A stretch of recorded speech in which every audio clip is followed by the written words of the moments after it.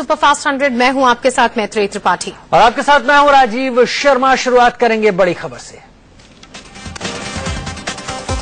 India gate से गायब दिल्ली की जाह्नवी मिल गई है। जनकपुरी के नागल राय कॉलोनी से जाह्नवी मिली है। 8 दिन पहले जाह्नवी इंडिया गेट से अचानक लापता हो गई थी। जाह्नवी की तलाश के लिए पूरी दिल्ली में मुहिम चल रही थी। दिल्ली पुलिस ने पता बताने वाले के लिए 50,000 के इनाम का ऐलान भी किया था। जाह्नवी के लिए दिल्ली में लोग सड़क पर उतरे थे। सही सलामत वापसी के लिए सोशल मीडिया पर भी अभियान चला। जाह्नवी के लौटते ही पूरे इलाके में खुशी की लहर दौड़ गई। लोग जाह्नवी के घर के बाहर जमा होकर जश्न मनाते नजर आए।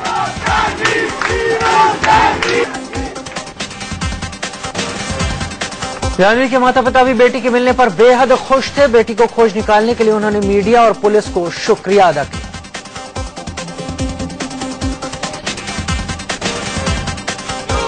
घर के बाहर जमा लोगों ने जाह्नवी के मिलने पर पूरी मीडिया का शुक्रिया कहा।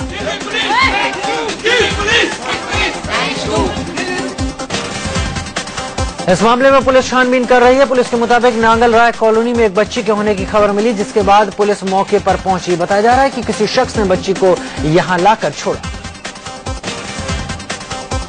जाह्नवी के गले में एक कागज की पट्टी लगी थी, जिस पर उसके लापता होने की तारीख और मामा का नंबर लिखा हुआ था। एक राहगीर ने उसे देखकर पुलिस को फोन किया। बताया जा रहा है कि इस पूरे मामले में एक महिला शामिल हो सकती है। हालांकि पुलिस अभी इसका खुलासा नहीं कर रही। जहां जाह्नवी को छोड़ा गया वहां सीसीटीवी कैमरा लगा है। पुलिस फुटेज खंगालने में जुटी है। आगे बढ़ते हैं। जम्मू कश्मीर के अरनिया सेक्टर में पाकिस्तान की ओर से देर रात की गई फायरिंग में अब तक 5 लोगों की मौत हो गई है। गोलीबारी में 30 से ज्यादा लोगों के घायल होने की भी खबर है। अरनिया गांव में है और आपको बता दूं कि स्थिति काफी चिंताजनक यहाँ पे बनी हुई है। आप देखेंगे बच्चे, महिलाएं, बुजुर्ग, हर कोई जो है घरों से निकल कर यहाँ पर, आपको बता दूं कि यहाँ बाहर सड़कों पे है, कहीं ना कहीं घरों की आड़ में, दीवारों की आड़ में जो है सिर्फ अपने आप को बचाने की कोशिश कर रहा है। लगातार पाकिस्तान की तरफ से फायरिंग हो रही है। पाकिस्तान की ओर से अरनिया गांव और काकुदी कोठे को निशाना बनाकर मोर्टार दागे गए। मरने वालों में 10 साल का एक बच्चा शामिल है। जो छत है उनकी टूट के उसका हिस्सा जो है यहाँ पे गिर गया है। तो हालात काफी यहाँ चिंताजनक बने हुए हैं। लगातार जो है पिछले अगर आपको बता दूं कि 6 घंटे से ज्यादा समय से फायरिंग चल रही है और लगातार पाकिस्तान की तरफ से मोर्टार शेल फायर किए जा रहे हैं। लोगों में काफी निराशा है कि देर रात से फायरिंग लगातार जारी है। पिछले कई दिनों से अंतर्राष्ट्रीय सीमा पर पाकिस्तान की ओर से लगातार सीज फायर का उल्लंघन किया जा रहा है। आपको बता दें कि एक दिन पहले पाकिस्तानी सेना ने पुंछ के मेंढर सेक्टर में भारतीय चौकियों को निशाना बनाकर फायरिंग की थी, जिसमें एक युवक की मौत हो गई थी और करीब 5 लोग घायल हो गए थे। गृह मंत्री राजनाथ सिंह ने 2 दिन पहले ही पाक को कड़ी चेतावनी देते हुए गोलियों से जवाब देने की बात कही थी, जिसके बाद लगातार 2 दिनों से पाक की ओर से सीज फायर का उल्लंघन जारी है। दिल्ली सटे नोएडा में एक लड़की को सरेआम अगवा करने की कोशिश का मामला सामने आया। सेक्टर 60 में काम कही थी, जिसके बाद लगातार 2 दिनों से पाक की ओर से सीज फायर का उल्लंघन जारी है। दिल्ली सटे नोएडा में एक लड़की को सरेआम अगवा करने की कोशिश का मामला सामने आया। सेक्टर 60 में काम करने वाली एक लड़की से कुछ लड़कों ने छेड़खानी की, फिर उसे कार में अगवा करने की कोशिश की। लड़की ने जब पुलिस को मामले की जानकारी दी तो बदमाशों का पीछा करने के बजाय पुलिस ने गाड़ी में तेल न होने का बहाना बनाया। वहीं पूछताछ के नाम पर लड़की को थाने में काफी देर तक बिठाए रखा गया। यूपी के मुजफ्फरनगर में गैंगरेप के 2 आरोपियों पर बाइक सवार लोगों ने तेजाब से हमला किया। दोनों आरोपियों को गंभीर हालत में अस्पताल में भर्ती करवाया गया। शब्बीर और आसिफ नाम के आरोपियों पर एक महिला से गैंगरेप का मामला चल रहा है। तेजाब से हुए इस हमले में गैंगरेप पीड़ित के परिवार वालों को आरोपी बनाया गया है। लखनऊ के हुसैनगंज में 70 साल की बुजुर्ग महिला की गला रेत कर हत्या कर दी गई। जिस इलाके में महिला की हत्या हुई वहां सीएम ऑफिस और कई बड़े दफ्तर हैं। 70 साल की पुष्पा छाबड़ा अपने घर में अकेली रहती थी। खबर मिलते ही पुष्पा छाबड़ा के रिश्तेदार पहुंच गए। मौके पर पहुंची पुलिस ने लाश को पोस्टमार्टम के लिए भेजकर तफ्तीश शुरू कर दी है। यूपी के शाहजहांपुर में जमीन विवाद को लेकर एक लड़के को गोली मार दी गई। घायल हालत में 17 साल के लड़के लखविंदर को अस्पताल में भर्ती करवाया गया। बताया जा रहा है कि देवेश नाम के शख्स ने जमीन विवाद के बाद लखविंदर को पूरे गांव के सामने गोली मारने की बात कही थी। 2 दिन बाद ही लखविंदर को गोली मार दी गई। आरोप है कि देवेश ने तमंचे से लखविंदर पर गोली दाग दी। यूपी के बिजनौर में एक शख्स की पुलिस हिरासत में पिटाई के बाद मौत का मामला सामने आया। आरोप है कि हीमपुर के रहने वाले साजिद को पुलिस ने हिरासत में रखकर पीटा, फिर जंगल में फेंक दिया। साजिद नाम के लड़के को घर वालों ने जंगल से घायल हालत में उठाकर अस्पताल पहुंचाया, जहां उसकी मौत हो गई। घर वालों के मुताबिक साजिद अपने दोस्त के साथ सीज हुई बाइक छुड़ाने गया था। मामले में एक मुंशी को सस्पेंड कर दिया गया है। इससे पहले कल पाक सेना ने पुंछ के मेंढर सेक्टर में भारतीय चौकियों पर निशाना बनाकर फायरिंग की थी। पाकिस्तान ने सीजफायर उल्लंघन करते हुए कल मेंढर के सोना गली और बलनोई एरिया में भारतीय चौकियों को निशाना बनाया। भारतीय जवानों ने इस फायरिंग का मुंहतोड़ जवाब भी दिया। जम्मू कश्मीर के भद्रवाह में हथियारों का एक बड़ा जखीरा पुलिस के हाथ लगा है। बरामद असले में पिस्टल, हैंड ग्रेनेड, ढेर सारी गोलियां, AK-47 की मैगजीन समेत कई हथियार शामिल हैं।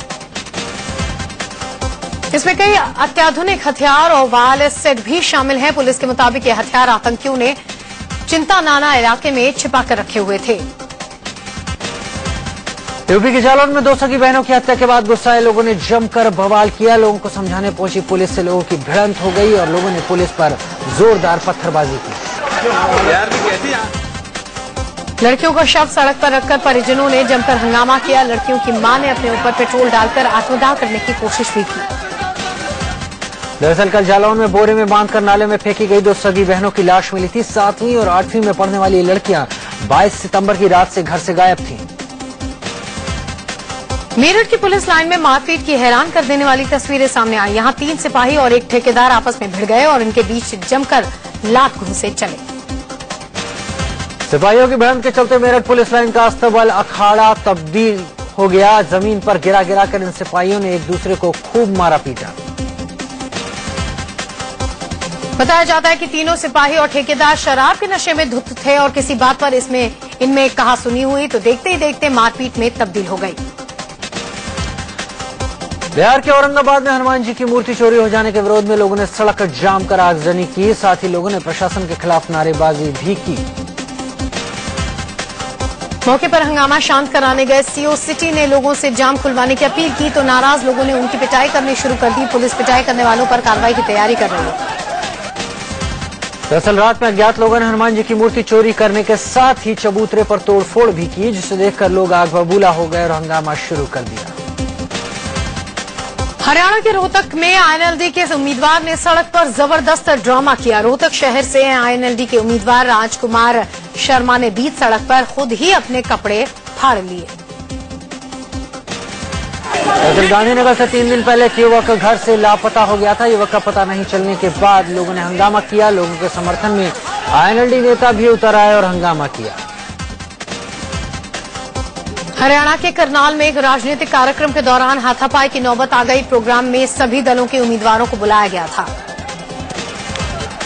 दरअसल बीजेपी उम्मीदवार मनोहर लाल खट्टर जैसे ही बोलने लगे, उनके विरोधियों ने बाहरी कहकर बुलाने लगे। इसके बाद खट्टर समर्थक नारेबाजी कर रहे लोगों से भिड़ गए।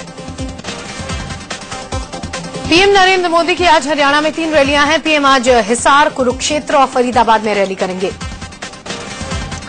सांगली के तासगांव की रैली में पीएम मोदी ने कहा कि चुनाव बाल ठाकरे की गैर मौजूदगी में हो रहा है और शिवसेना के खिलाफ कुछ न बोलकर वो बाल ठाकरे को श्रद्धांजलि देना चाहते हैं।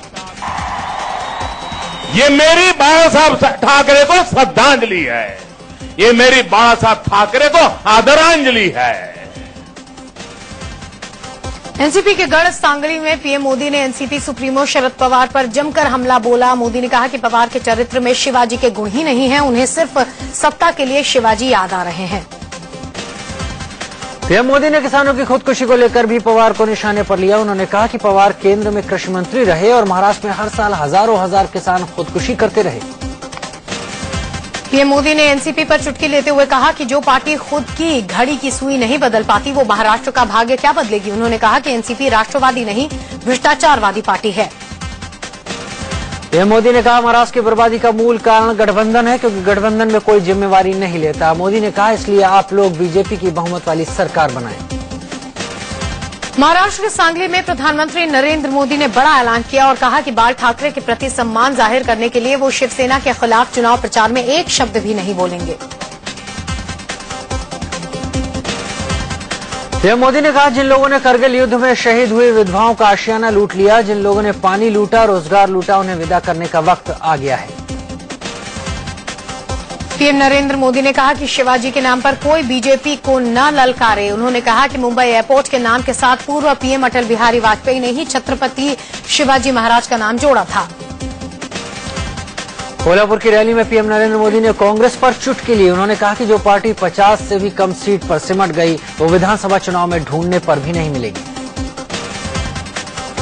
रैली में पहुंची भीड़ से गदगद पीएम नरेंद्र मोदी ने कहा कि ये जनसागर देखकर ही विपक्ष परेशान है। उन्होंने कहा कि लोगों की ऐसी भीड़ देखकर विपक्षी नेताओं के होश उड़ गए हैं। गोंदिया में हुई रैली में पीएम मोदी ने कहा कि कांग्रेस ने तो करगिल के शहीदों तक का घर लूट लिया। मोदी ने कहा एनसीपी और कांग्रेस चोर लुटेरे भाइयों की तरह हैं। जब उन्हें पता चलता है हारने वाले हैं तो गठबंधन तोड़ दिया। कांग्रेस ने पीएम नरेंद्र मोदी के दावों पर पलटवार किया। पार्टी प्रवक्ता आनंद शर्मा ने कहा कि मोदी महाराष्ट्र को गुजरात से आगे ले जाने की बात कह रहे हैं, जबकि महाराष्ट्र पहले से ही गुजरात से आगे है।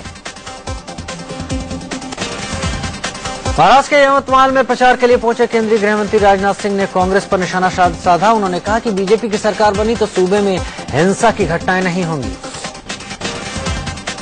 हरियाणा के गन्नौर में बीजेपी अध्यक्ष अमित शाह ने चुनावी रैली में कहा कि सूबे में 10 साल से निकम्मी सरकार है। शाह ने कहा कि बीजेपी को सत्ता में लाएं तो हरियाणा की तकदीर बदलेगी। अमित शाह ने आरोप लगाया हरियाणा की कांग्रेस सरकार ने कई जगहों पर जमीन घोटाले किए हैं। उन्होंने ये भी कहा कि हरियाणा के गांव में न बिजली है न पानी। हरियाणा के शहजादपुर की रैली में मुख्यमंत्री भूपेंद्र सिंह हुड्डा ने मोदी सरकार पर निशाना साधा। उन्होंने कहा कि अच्छे दिन का वादा कर सत्ता में आई बीजेपी कड़वी दवा पिला रही है। हुड्डा ने कहा कांग्रेस फिर से सत्ता में आई तो किसान लोन चुकाएंगे, जबकि सरकार अब ब्याज देगी। पीएम नरेंद्र मोदी पर कांग्रेस अध्यक्ष सोनिया गांधी के हमले को लेकर बीजेपी ने निशाना साधा है। कानून मंत्री रविशंकर प्रसाद ने कहा था कि पीएम चिल्लाते नहीं बल्कि सच बयां करते हैं। रविशंकर प्रसाद ने पूछा कि अगर कांग्रेस इतना ही अच्छा काम कर रही थी तो लोकसभा चुनाव में पार्टी क्यों हारी। उन्होंने कहा कि कांग्रेस ने देश को निराशा के भाव से भर दिया था। हरियाणा के रेवाड़ी में कांग्रेस प्रत्याशी कैप्टन अजय यादव के चुनाव प्रचार में बिहार की पूर्व मुख्यमंत्री और आरजेडी नेता राबड़ी देवी पहुंची। इस इलाके में बिहार से जुड़े लोग ज्यादा हैं। राबड़ी देवी अजय यादव की समधन है। फिल्म अभिनेत्री और मथुरा से बीजेपी सांसद हेमा मालिनी ने बीजेपी शिवसेना को पति पत्नी की तरह बताया। ये बातें हेमा ने गठबंधन टूटने को लेकर कही। हेमा ने कहा ये रिश्ते फिर से सामान्य हो जाएंगे। झारखंड के पूर्व मंत्री और कांग्रेस नेता योगेंद्र साव को दिल्ली से झारखंड पुलिस ने गिरफ्तार किया। नक्सलियों से संबंध रखने के आरोपी योगेंद्र को दिल्ली के रोहिणी कोर्ट ने 3 दिनों की ट्रांजिट रिमांड पर भेजा है। पूर्व मंत्री योगेंद्र साव के खिलाफ गैर जमानती वारंट जारी था और 14 सितंबर से ही फरार चल रहे थे। नक्सलियों से संबंध रखने के आरोप में घिरने के बाद उन्हें मंत्री पद से इस्तीफा देना पड़ा था। तमिलनाडु की पूर्व मुख्यमंत्री जयललिता को जेल भेजे जाने के विरोध में दिल्ली में उनके समर्थकों ने प्रदर्शन किया। आय से अधिक संपत्ति की दोषी जयललिता को 4 साल की सजा हुई है। हरियाणा के पूर्व मुख्यमंत्री ओम प्रकाश चौटाला की जमानत के खिलाफ सीबीआई हाईकोर्ट पहुंच गई, लेकिन चुनाव आयोग ने अदालत की कार्रवाई का हवाला देकर पल्ला झाड़ लिया। बीमारी के नाम पर जेल से पैरोल पर बाहर आए Indian national Lokdal chief Om Prakash Chautala ने हरियाणा के पलवल में रैली कर हुंकार भरी। चौटाला ने कहा कि जनता का कर्जा और दुख 5 हस्ताक्षर करके दूर कर देंगे। पश्चिम बंगाल के बांकुरा में 2 टीएमसी नेताओं की हत्या के बाद लोगों ने हंगामा किया। आगरा में आरएसएस का स्थापना दिवस मनाया गया। स्वयंसेवकों ने शहर में मार्च भी किया।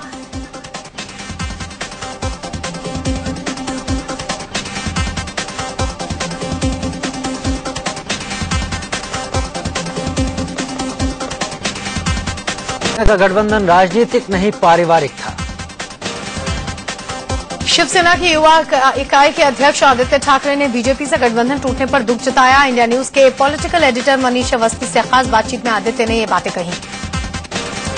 आदित्य ठाकरे ने बीजेपी के एक नेता पर खबरें प्लांट करने का आरोप लगाया। हालांकि आदित्य ने उस नेता का नाम नहीं बताया। पीएम मोदी की शिवसेना पर टिप्पणी न करने के बयान पर आदित्य ने कहा कि वो भी पीएम का सम्मान करते हैं। Master blaster Sachin Tendulkar mission clean India के लिए झाड़ू लेकर सड़क पर उतरे। सचिन ने अपने दोस्तों के साथ सड़क के पास सफाई की। सचिन ने सोशल साइट पर एक वीडियो पोस्ट किया। वीडियो में सचिन अपने दोस्तों के साथ सफाई करते दिख रहे हैं। सचिन को खुद पीएम ने सफाई अभियान से जोड़ा था। भूटान नरेश जिग्मे खेसर नामग्याल अपनी पत्नी समेत 25 शिष्टमंडल के साथ 2 दिवसीय दौरे पर बोधगया पहुंचे। पटना में रावण दहन के बाद हुई भगदड़ में घायल लोग पीएमसीएच में भर्ती हैं, लेकिन सूबे के मुखिया जब अस्पताल पहुंचे तो एचओडी समेत कई डॉक्टर नदारद थे। इतना ही नहीं, सूबे के मुखिया जीतन राम मांझी ने बताया कि इतने बड़े सरकारी अस्पताल में मरीजों को दवाएं तक नहीं मिल रही।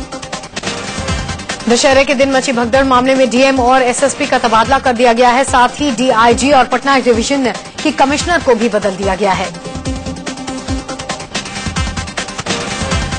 पूरी दिल्ली के सीलमपुर में 5 साल की बच्ची से बलात्कार की घटना सामने आई। बच्ची के साथ पड़ोसी दुकानदार के बेटे ने रेप किया। आरोपी ने बच्ची के साथ रेप की वारदात को अंजाम तब दिया जब बच्ची देर शाम दुकान से दूध लेने गई थी। बच्ची को दुकान के अंदर बुलाकर आरोपी ने रेप किया। बच्ची चीखे न, इसलिए आरोपी ने बच्ची के मुंह में दाल के दाने भर दिए थे। दिल्ली के बवाना इलाके में एक तेज रफ्तार सेंट्रो कार ने एक i10 और स्विफ्ट डिजायर कार को टक्कर मार दी। टक्कर इतनी जोरदार थी कि तीनों गाड़ियों के परखच्चे उड़ गए।